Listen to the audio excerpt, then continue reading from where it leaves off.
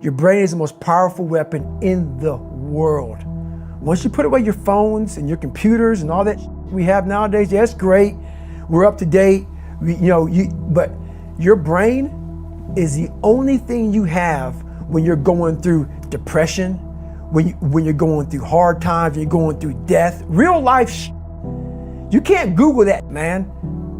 You're alone. You're alone. You may have a shrink you're going to, you may have a best friend you're going to, but there's 24 hours in the day where you're alone in this brain, and your brain is talking to you in all kinds of ways, and it wants to control you and pull you in these different pockets. If you can't control your own brain and your brain controls you, you got to tell your brain where you want to go and how you want to go and how you want to get there. You got to control it. If not, it's over. What existed for me was, okay, man, how am I going to make this work? And all I knew back then was hard work. The only way anything gets accomplished. That's all I heard back in those days. You gotta work hard. You gotta work hard. I'm not getting I can't get this paragraph. I can't remember what the is in this paragraph to pass this test to get in the military. Read it again. Still not getting it. Read it again. But if you're not getting it, write it out. And that's how I started learning. Okay, well, I gotta write out everything I do. And then write it out again, and write it out again. And guess what happened? I got it. I can't swim. I'm negative buoyant.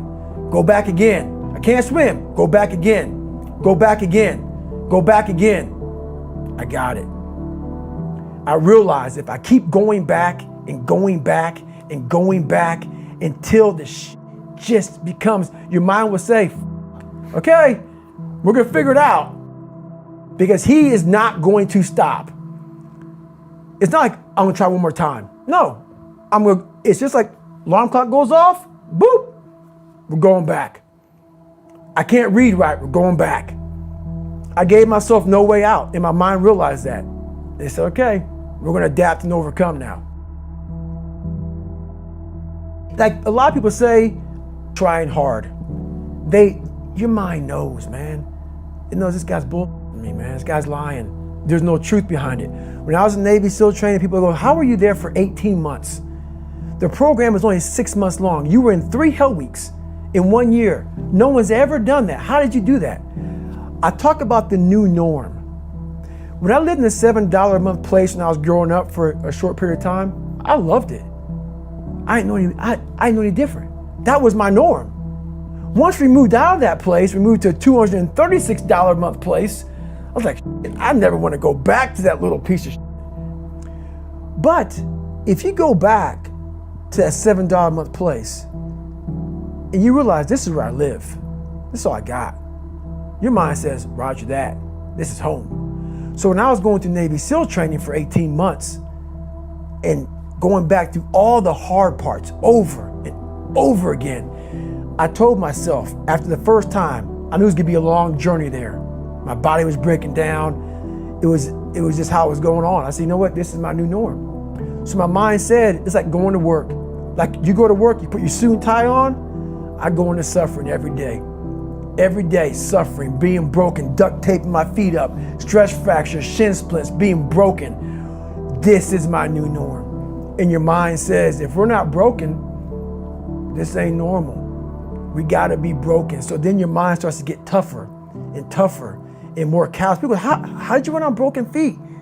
Broken shins. My mind knew this is how we operate. We're in Navy SEAL training. This is what we are. I became hell. And that became my new norm. I gave myself no way out. There was nothing outside these walls of hell. Nothing. I loved God, but for a short period of time, I became the devil because that was hell. I became the boss, the owner, the CEO of Navy SEAL training. That was my mindset. And that's how you get through things. You immerse yourself in wherever it is, and you become that. You become that and give yourself no way out. When I was 297 pounds and I was fat as hell trying to be a Navy SEAL, the scariest thing in the world to me, even to this day, was that could have been the rest of my life. I thought then I was trying hard. That's the scariest thing in the world. I thought then 297 pound, working for Ecolab, spraying for cockroaches, making $1,000 a month. I thought that was me at my 100% potential.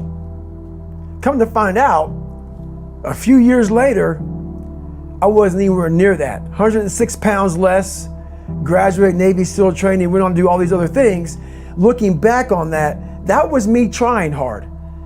That's why people gotta understand, what is in us, we have no idea until we start trying hard. And I mean really trying hard, where you're obsessed with, hey, this is my new norm. My new norm is that, wow, this isn't always fun. It's not always meant to be fun. And that's when you know you're trying hard. People hear my story and think this guy is sadistic. I realized how the brain works.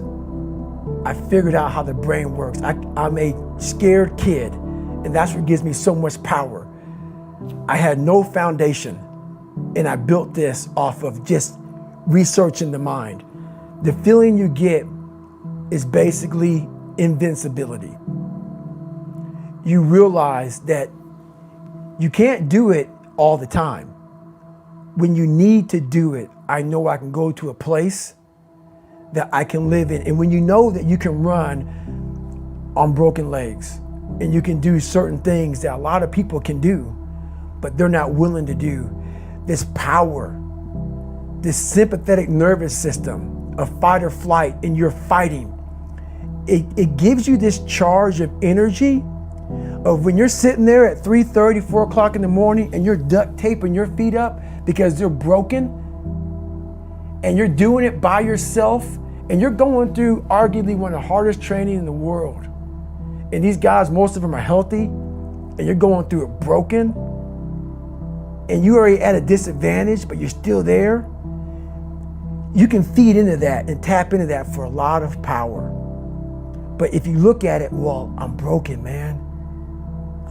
I'm not gonna make it. But if you look at it as, man, I'm broken and I'm still here, and I'm fighting, and I'm gonna find a way to get through this because I have no other place to go. It gives you a lot of power. When things start to suck really, really bad, my brain and a lot of people's brain, they don't go to your dad beating you up. Your brain says, we gotta get the out of here. This is miserable.